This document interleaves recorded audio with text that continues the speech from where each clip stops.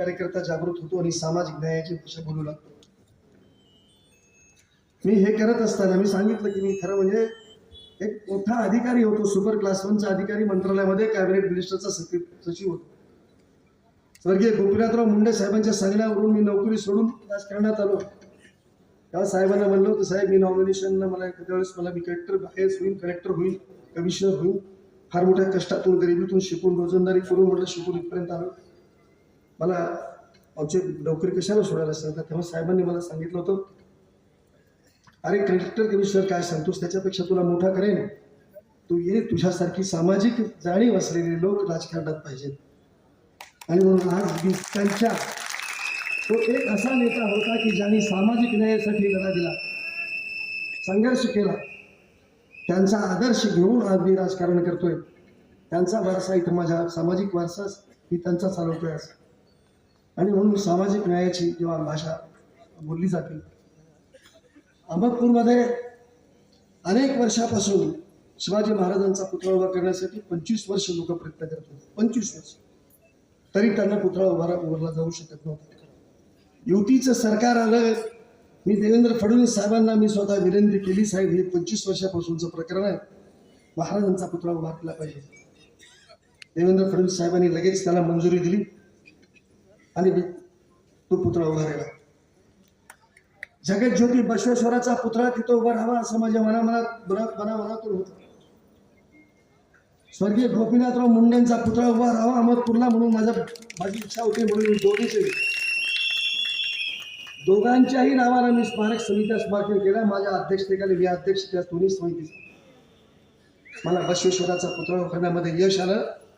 18 महिन्यामध्ये मी सगळ्या परवानग्या काढून नगरपालिकेच्या समोर अगदी अत्यंत प्राईम लोकेशनला बसवेश्वराचा पुतळा उभा करतोय. तो चबुतरा उभारलेला आहे. फक्त आमचं दुर्दैव की ज्या शिल्पकाराला ते मूर्ती बनवायला दिलं होतं त्याचं निधन झालंय. त्याच्यामुळे ती मूर्ती यायला थोडासा उशीर होतो. बसवेश्वराचा पुतळा उभारायला सुद्धा या लोकांनी मला रंगजंग पछाडलं. हे जे लोक आज उभे आहेत ना इथं निवडणुकीला, त्यांचे नगरसेवक नगर परिषदेमध्ये होते. जगज्योती बसवेश्वरांचा पुतळा होऊ दिला नाही. मी स्वर्गीय गोपीनाथराव मुंडे साहेबांच्या पुतळ्यासाठी नगरपालिकेकडं आपल्या छत्रपती शिवाजी महाराजांच्या पुतळ्या शेजारची जागा मागितली. यांनी सगळ्या आपल्या नगरसेवकाला सांगून त्याला विरोध केला. अरे निदान अशा राष्ट्रपुरुषांबद्दल, ऐतिहासिक पुरुषांबद्दल तरी तुम्हाला आदर असावा. इथं तरी तुम्ही तुमची सामाजिक जी काही समरसता आहे ती तुमची जागे व्हावी. पण यांच्या कडाकडात आणि मनात जी सामाजिक विषमता उभारलेली आहे ना, ती विषमता भरल्यामुळं त्यांना कधीच सामाजिक समतेचा विचार सुचत नाही.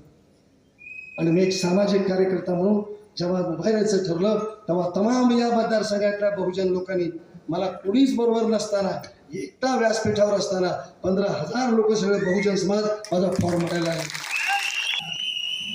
कारण हे जे प्रेम आहे ते पैसे देऊन मिळत नाही. आज इतकी अलोट गर्दी झालेली आहे. साहेब माझ्या सभेचा संदेश रात्री 9 वाजता दिले.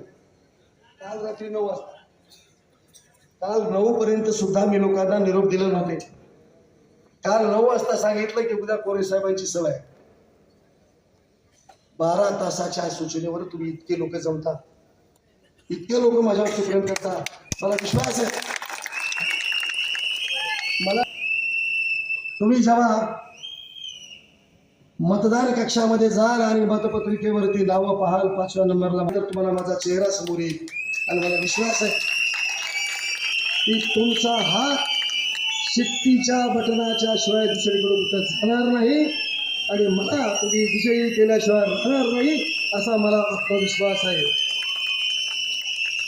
तुमच्या या प्रेमापोटी मी सांगितलं तुम्हाला, तुम्ही मला माझे काही दिवस द्या. आता 5च दिवस उरले. तुम्ही मला तुमचे 5 दिवस द्या. मी माझं संपूर्ण आयुष्य तुमच्यासाठी देतो, माझं वचन देतो. आणि जय भीम, जय अण्णाभाऊ, जय जगज्योती, जय अहिल्या. धन्यवाद.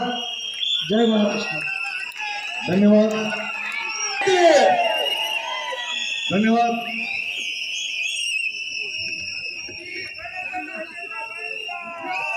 स्वराज्य सेना